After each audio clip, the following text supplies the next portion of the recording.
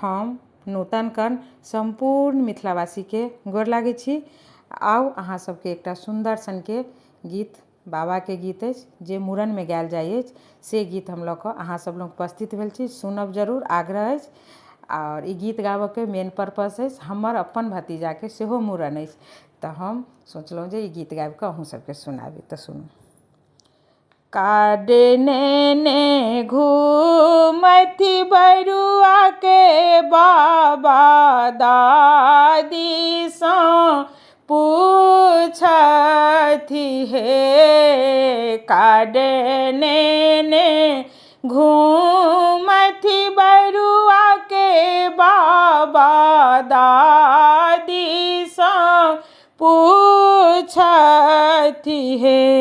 आहे बउआ के होएत जग मूड़न कहाँ कहाँ नौ तब हे। आहे बउआ के होएत जग मूड़न कहाँ कहाँ नौ तब हे। पहिले जे नौ तब देव लोक और पितर लोक हे। पहिले जे नौ तब देव लोक और पितर लोक हे। आहे हुनको सँ आशीष मांगब जनऊ जग ठानब हे। आहे हुनको सँ आशीष मांगब जनऊ जग ठानब हे। दोसर जे नौ तब दियाद बाद सौरो गोतिन सब हे। आहे औथिन सब मिली अंगना देखते बड़ सोहावन हे।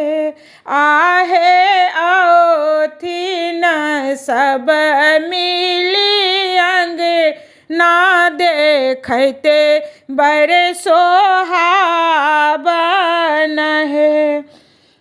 तेसर जे नौ तब बरुआ के पीसी और हम पिसानो तब हे। तेसर जे नौ तब बरुआ के पीसी और पिसाजी के हे। आहे औथिन बरुआ के पीसी मंगल गीत गाबथि हे। आहे औथिन बरुआ के पीसी मंगल गीत गाबथि हे।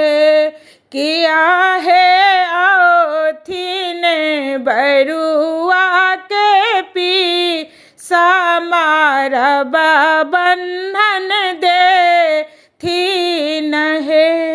आहे औथिन बरुआ के पीसा मारब बंधन देथिन हे। काडने ने घूमथि बरुआ के पापा मम्मी सँ पूछथि हे।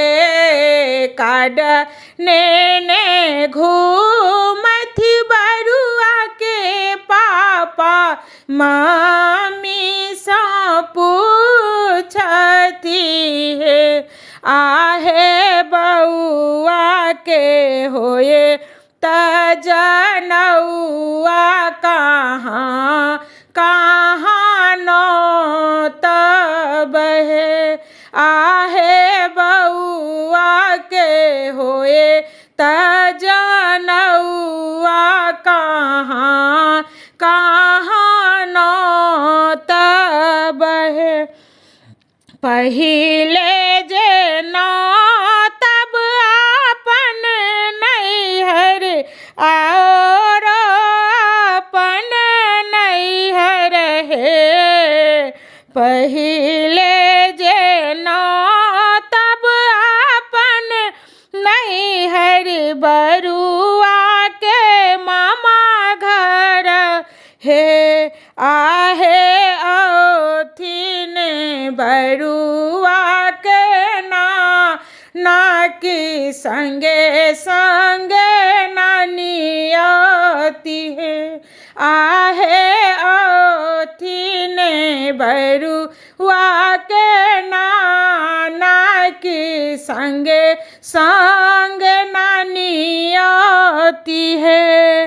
आहे औथिन बरुआ के मामा की संगे संग मामी एथिन है।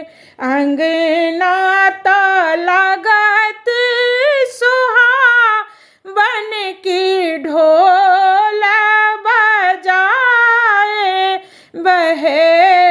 अंगना तो लगत सुहावन की ढोल बजाए बहे।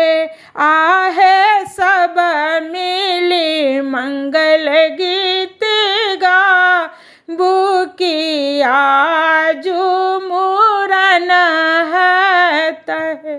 आहे सब मिली मंगल गीत गाबू की आजू जनऊ होयत।